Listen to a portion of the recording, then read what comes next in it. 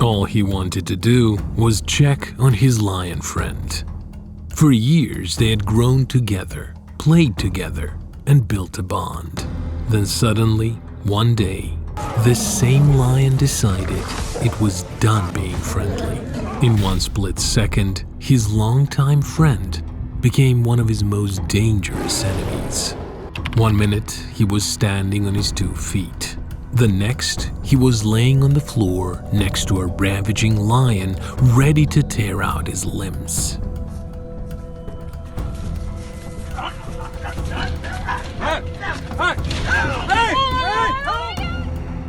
Faced with a battle he could not win, death was his only way out.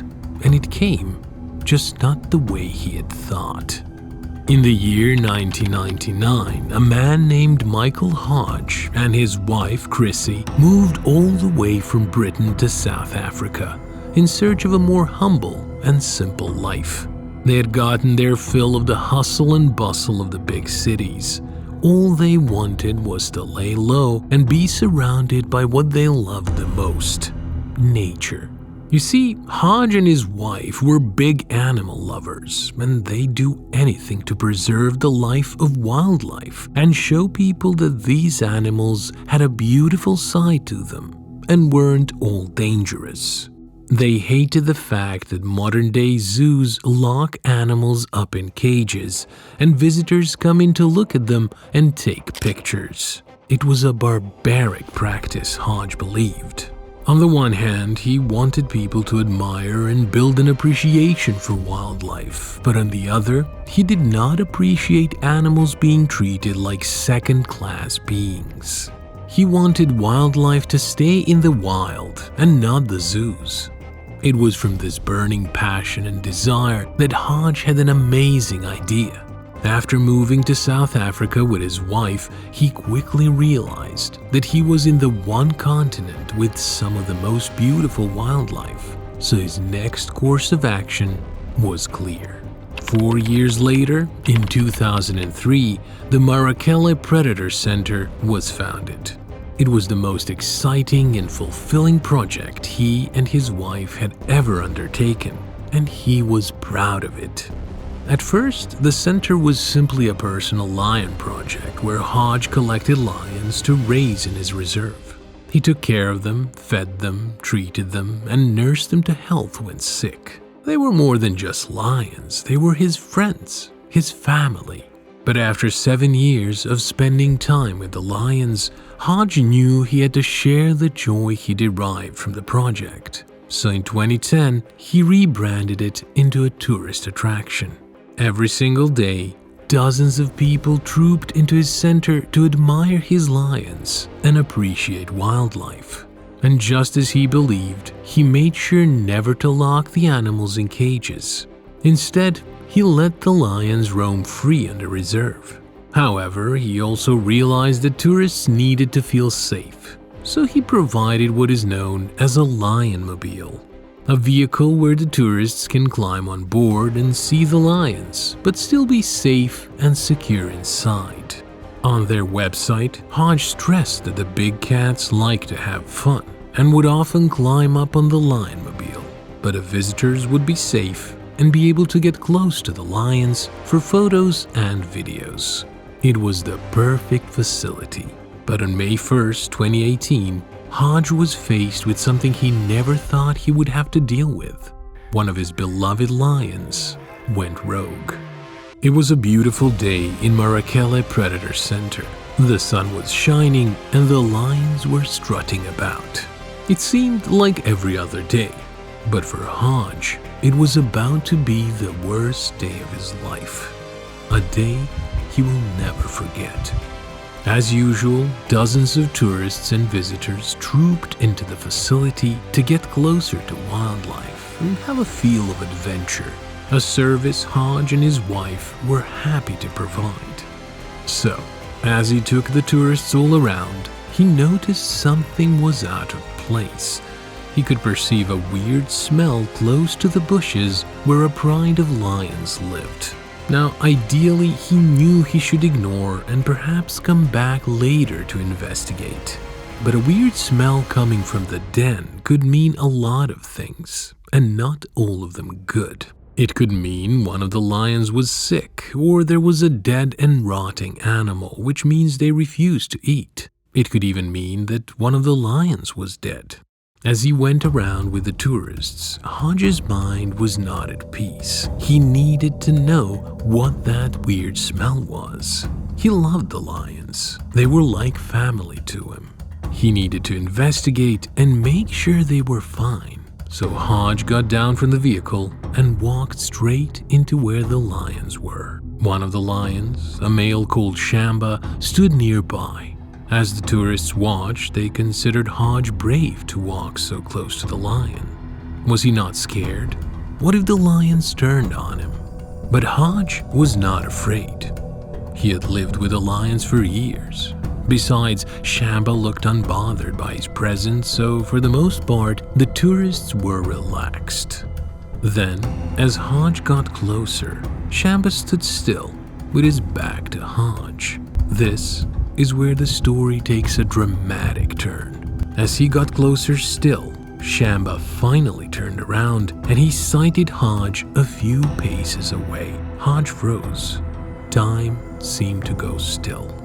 There was a look in Shamba's eyes that he had never really seen before. He had been with this animal for years. He had shared moments with Shamba. But right in that moment, Hodge didn't understand the look. He slowed down his breath, and for the first time in his life, he felt fear of the lion. Fear that Shamba seemed to be in predatory mode. Fear that this could well be the end of his life. Or maybe it was all in his head. Maybe the lion would look away and carry on. But Shamba did none of those things. Instead, the lion walked slowly towards Hodge in a way that looked like a predator trying to circle a prey. A few yards away, the tourists watched in shock. They were not sure what was going on. They trusted Hodge with the lion, but right now, they couldn't understand what was going on. Hodge debated within himself. If he stayed here, he would stand no chance. But if he made a run for it, perhaps he could get away fast enough into safety before the lion got to him. The lion-mobile was only a few yards away. Could he make it? At this point, Hodge was sure that Shamba wasn't being friendly with him. It was different. Dangerously different. So he took the only option he could take at the time. In one quick moment, Hodge turned around on his heels and made a run for it.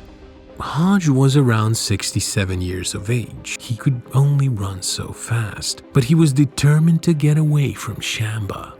The big cat, on the other hand, now fully recognizing Hodge as a prey, gave chase, and the tourists went mad with shock. They all broke into a frenzy, trying to urge Hodge to run to safety as fast as he could.